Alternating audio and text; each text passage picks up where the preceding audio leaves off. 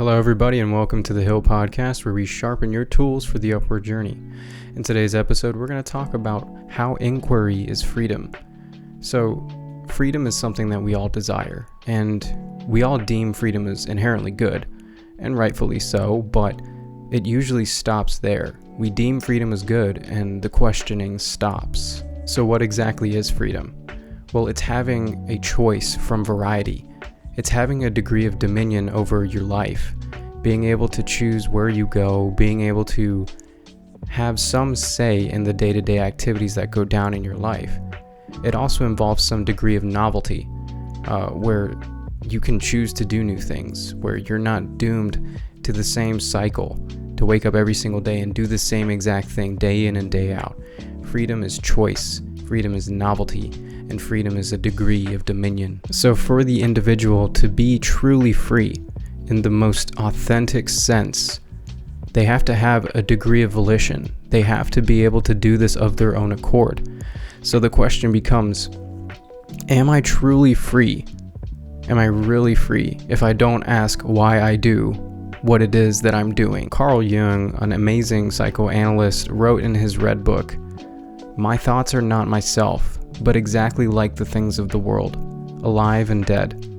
Thoughts are natural events that you do not possess, and whose meaning you only imperfectly recognize." Jung is alluding to the fact that ideas possess people. People do not possess ideas, which is very interesting because it suggests that on some level there are autonomous programs running in our brain essentially that dictate how we look at the world around us, and this means that our subconscious is subject to having outside influences. From a young age, ideas lodge themselves into our subconscious, and this can be received from culture, institutions, and ultimately the overarching philosophies that dictate how a culture functions at a specific point in time. Being aware of this encourages one to sit down and kind of sift through which ideas are genuinely theirs. As humans, we also have biological drivers that dictate how we think, and Freud characterized this as the id. It's the thing that constantly wants food, that wants sex, that wants shelter, and we have to express dominion over this in some sense.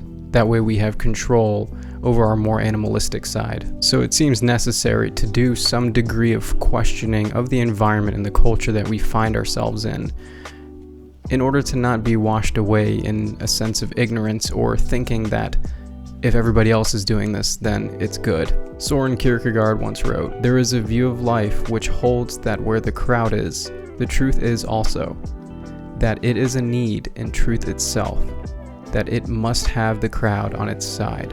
Here Kierkegaard is pointing to how we as human beings, when we see a bunch of other people doing the same thing, we automatically, for the most part, assume that that is normal and that is the way to go. It's some sense of normalcy in the chaos because the world is chaotic.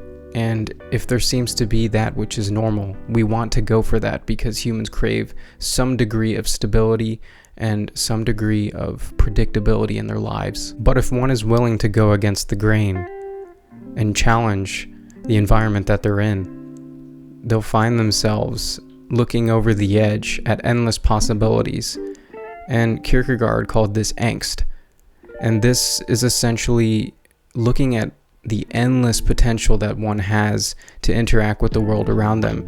And this is extremely anxiety-inducing because it becomes difficult to know what choices you can make. As with many philosophical principles, the idea of being yourself has kind of been watered down to, oh, let's be a little bit kooky, let's put on a Hawaiian shirt today, or let's act a little bit funny. Being yourself is this essentially just having some kind of outward flair that's observable by others. And this philosophical principle, finding oneself, is so much deeper than that. Being yourself means to question one's environment at every level of abstraction, as environment often dictates what is moral, what is successful, and what can be your source of joy. And while this should be a subjective choice, we may not realize that it is not entirely our choice, but more often than not, some degree of cultural programming has taken place, and these thoughts and these ideas have lodged themselves into our subconscious, and it's up to us to ask questions to reach some degree of freedom, to reach some degree of volition That way we can truly be free in our choices and free ourselves from slavery within the environment, slavery to the environment. And often questioning the environment, questioning the status quo, questioning the things that everybody else is doing, the popular things, this can lead to conflict, because the things that have successfully gotten people to where they are in life, they don't like to be questioned on that because it's worked for them thus far. And from their perception and from their experience, this reality that they're in is very real to them.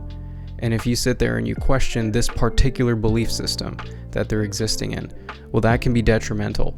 And doing so can lead to very heated conflict and sometimes violence directly. But if one is not able to challenge different belief systems, if one is not able to question different ideas that have been handed down to us by institutions and through the thoughts of other philosophers, are we truly free if we don't have this choice? It's up to us to weave through the web that we have, our subconscious and our conscious thoughts, and to kind of separate the thoughts that are our own and the thoughts that have been given to us by institutions, by society, and by other people. In regards to one's existence, inquiry and being in a state of curiosity about the world around oneself is almost like going to an optometrist. They ask you if this image is sharp, and if you say no, they can sharpen the image. And that question leads to more subsequent questions that lead to a more sharp image. And this same exact thing applies to life. The more you ask questions, the sharper the image becomes of the end goal. Aiming for goals becomes more precise. It becomes a lot less abstract, less of this big idea of, I want to be successful, less of this very abstract idea of, I want to feel proud of myself. It now becomes more, what are the individual steps I can take, and what can I do leading up to these steps? Asking questions and being in a state of inquiry allows one to clarify the vision of their life and to ultimately become, in their own sense, successful. Asking questions also prevents stagnation. When one is stagnant and when the individual fails to introduce new possibilities, there is certainly decay. And you can look at this from different perspectives. If a person doesn't remain active and they fail to exercise, well, the muscle atrophies. If the individual doesn't constantly engage their brain, they become, well, stupid in some sense. When the river ceases to flow and it becomes stagnant, well, it becomes muddy and dirty and diseased. And so, if we fail to have a daily practice of being curious and asking why it is that we do what we do, well, we will become stagnant and we will become, in some sense, sick and diseased. Being in a state of inquiry is one of the most important facets to personal growth. And this allows you to meet some of the demands of life on your own terms. Because inevitably, much like Heraclitus said, all is flux. We have to meet this flux, and it is best if we can do this on our own terms, because yes, the world is ever changing, but how can we meet that on our own terms? So that will be done through inquiry. If we ask the questions, why is it that we're in this state? How can we change? What can we do to grow and to adjust and to optimize? Where did these ideas come from? Are these really my true ideal of what happiness is? Is this really what joy is? Is this what success is to me? All the biggest questions can truly lead us to growth. Questioning can also lead us to ask about our patterns and our modes of behavior and why we think the way that we do.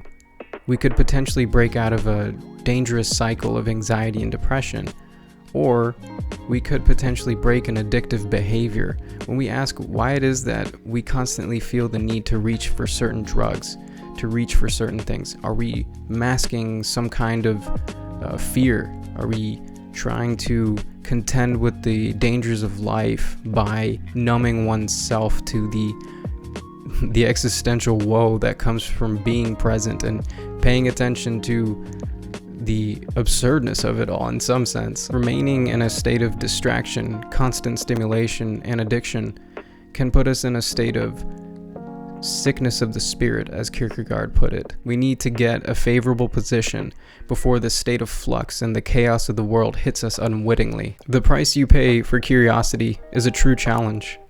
You may be rendered uncertain about anything. You might be washed away in the sea of anxiety, but you open yourself up to a struggle where you can make the leap of faith as a free individual. This anxiety is a positive thing, and it may be uncomfortable, but it shows that there is a deep down desire for potential. There's a deep down desire to interact with this potential and to make things happen that are great in this world. So through inquiry, we get to carve meaning out of the chaos. And there is a point in time where we have to make the leap of faith, as Kierkegaard put it.